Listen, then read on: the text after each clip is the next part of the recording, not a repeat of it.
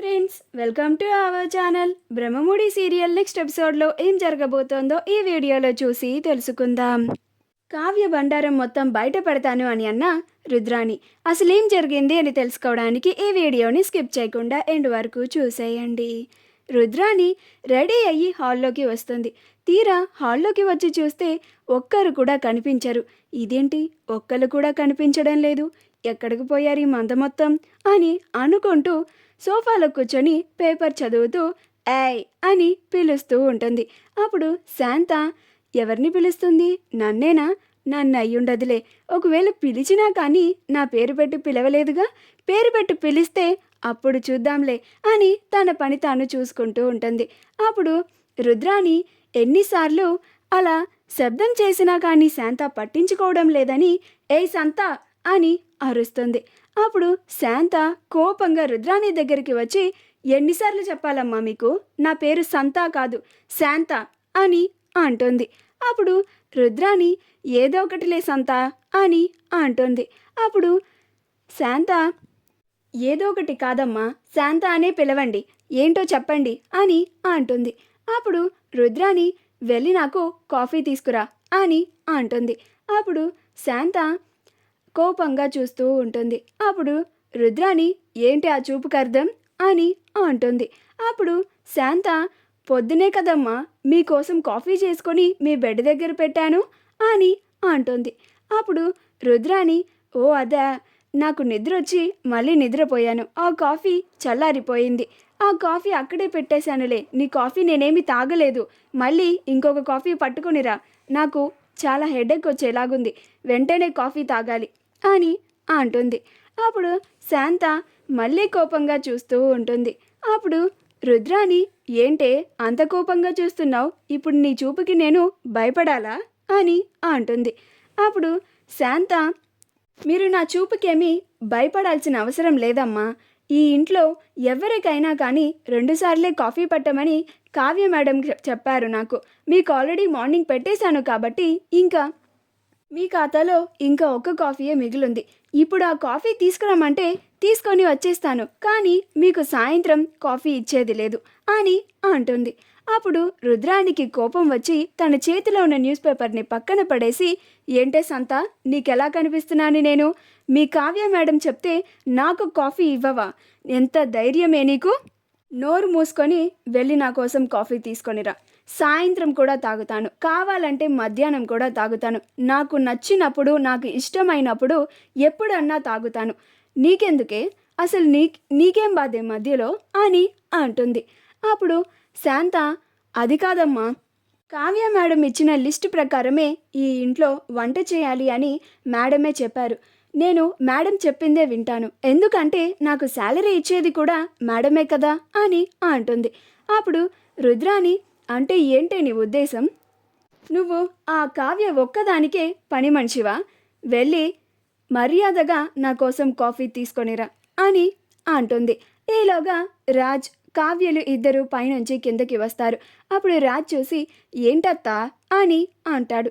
అప్పుడు రుద్రాణి చూడు రాజ్, ఈ సంత ఆ కావ్య చెప్పింది అని కాఫీ రోజుకి 2 టైమ్సే పెడుతుందంట, నేను మార్నింగ్ కాఫీ తాగలేదని ఇంకొకసారి కాఫీ పెట్టుకొని తీసుకురమ్మంటే నేను తీసుకురాను అంటుంది అని అంటుంది. అప్పుడు రాజ్ ఏంటి శాంత, నువ్వు కూడా వెళ్ళి మా అత్తకి కాఫీ అంటే తీసుకొనిరా అని అంటాడు. అప్పుడు శాంత అలాగే బాబు గారు అని వెళ్తుంది. అప్పుడు రుద్రాణి ఆశ్చర్యపోతుంది, ఇదేంటి రాజ్ చెప్పగానే వెంటనే వెళ్ళిపోయింది, నేను అంతసేపు మొత్తుకున్నా కానీ ఒక్క ఇంచు కూడా కదలనేలేదు అని అనుకుంటూ ఉంటుంది. అలా రాజ్ కావ్యలు ఇద్దరు ఆఫీస్కి వెళ్తూ ఉంటారు. రుద్రాణి పైన బాల్కనీలో ఉండి కాఫీ తాగుతూ ఉంటుంది. అలా రుద్రాణి రాహుల్ ఇద్దరు రాజ్ కావ్యలు ఆఫీస్కి వెళ్తూ ఉంటే వాళ్ళని చూస్తూ మాట్లాడుకుంటూ ఉంటారు. అప్పుడే కార్ డ్రైవర్ వస్తాడు. అప్పుడు కావ్య అతనితో మాట్లాడడం చూసి అప్పుడు రుద్రాణి ఏంట్రా అక్కడ కావ్య అతనితో ఎందుకు మాట్లాడుతోంది అని అంటుంది. అప్పుడు రాహుల్ ఏమో మామ్, నాకు కూడా తెలీదు, చూడు నువ్వు కూడా అని అంటాడు. అప్పుడు కావ్య ఆ డ్రైవర్తో మాట్లాడేది అంతా రుద్రాణి రాహుల్ ఇద్దరు వింటూ ఉంటారు. కావ్య అతనితో నేను మీ ఓనర్తో మాట్లాడేశాను, మీరు ఆ 4 రెంటల్ కార్స్ని తీసుకెళ్ళిపోండి. మళ్ళీ మాకు అవసరమైనప్పుడు మేము మిమ్మల్ని రీచ్ అవుతాం. అప్పుడు మేము మళ్ళీ ఆ కార్స్ని తీసుకుంటాం అని అంటుంది. అప్పుడు ఆ డ్రైవర్ అలాగే మేడం అని అక్కడ నుంచి వెళ్ళిపోతాడు. అలా కావ్య, రాజులు కూడా ఆఫీస్కి వెళ్ళిపోతారు. అది రుద్రాని, రాహుల్ ఇద్దరూ చూసి ఆశ్చర్యపోతారు. అప్పుడు రుద్రాని, ఏంటి రాహుల్ ఇది, కార్స్ అన్నిటినీ ఎందుకు పంపించేస్తోంది ఆ కావ్య అని అంటుంది. అప్పుడు రాహుల్, నాకు అదే అర్థం కావడం లేదు మామ్ అని అంటాడు. అప్పుడు రుద్రాని, ఈ ఇంట్లో ఖర్చులకి సరిగ్గా డబ్బులు ఇవ్వకపోయినా, ఇంట్లో మనకి నచ్చిన వంటకాలు చేయకపోయినా ఎలాగోలా సర్దుకుపోతున్నాం. కానీ ఇప్పుడు కార్లని కూడా పంపించేసింది. ఎందుకు ఇలా చేస్తోంది?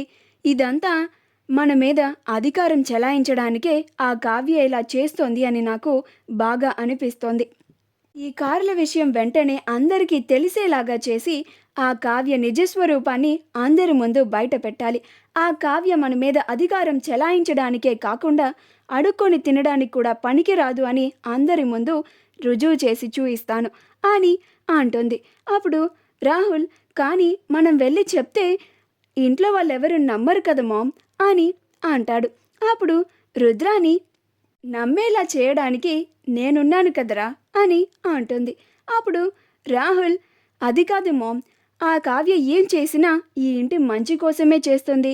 ఆ కావ్య నీలాగా ఈ ఇంటి చెడుని కోరుకోదు, నీలాగా మందర బుద్ధి లేదు అని అంటారు మామ్.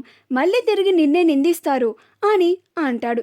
అప్పుడు రుద్రాని, రే రాహుల్, నువ్వు వాళ్ళు ఈ మాటలు అంటారని అంటున్నావా లేక నువ్వే నన్ను అంటున్నావా అని అంటుంది.